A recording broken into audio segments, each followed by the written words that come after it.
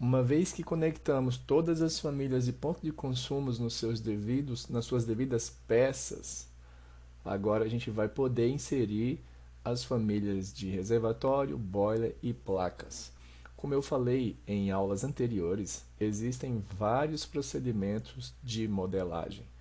Nesse momento, estamos aplicando uma pensando também nas pessoas que estão dando os primeiros passos na modelagem. Então, essas pessoas precisam conhecer a modelagem desde o princípio. Aquelas que já estiverem mais avançadas podem já utilizar recursos mais avançados. Um deles é justamente você poder praticar aquelas coisas que a gente já fazia lá no AutoCAD.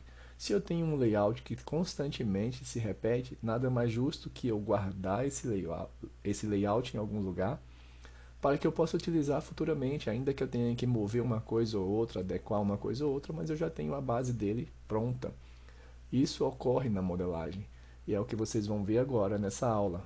Como dá muito trabalho ficar conectando a caixa d'água, a boiler, a placas, a gente costuma guardar isso em grupos, não em blocos como no AutoCAD, mas em grupos, para que se possa ganhar tempo na inserção dessas famílias e posteriormente na distribuição dessa tubulação, como vamos fazer na aula seguinte.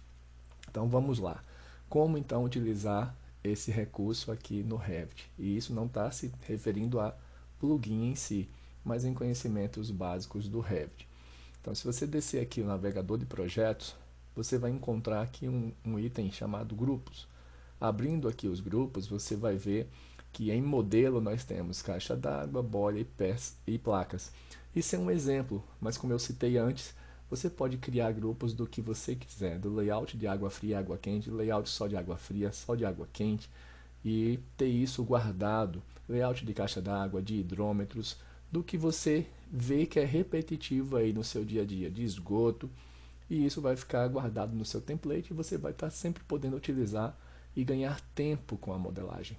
Então aqui nesse caso, olha, eu vou pedir que você, antes disso, antes de inserir, você abra aqui comigo a planta de cobertura.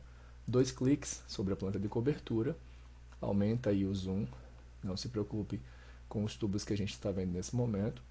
E agora sim, você vai poder clicar aqui ó, uma vez nesse grupo, vai clicar e arrastar e soltar aqui na tela.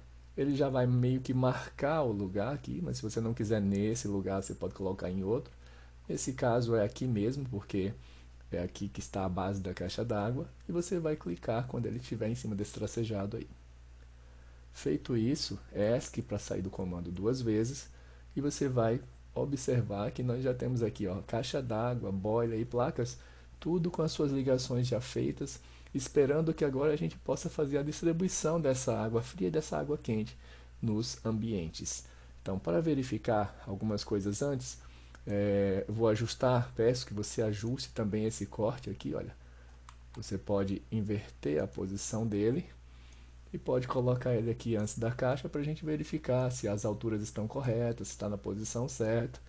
É sempre importante verificar as coisas. Aumenta aqui um pouquinho, abre 2 vezes aqui, clicando 2 vezes nessa seta e vamos entender se ele está no lugar certo. Então, clique nessa janela, abre aqui na bolinha um pouco mais para a gente enxergar.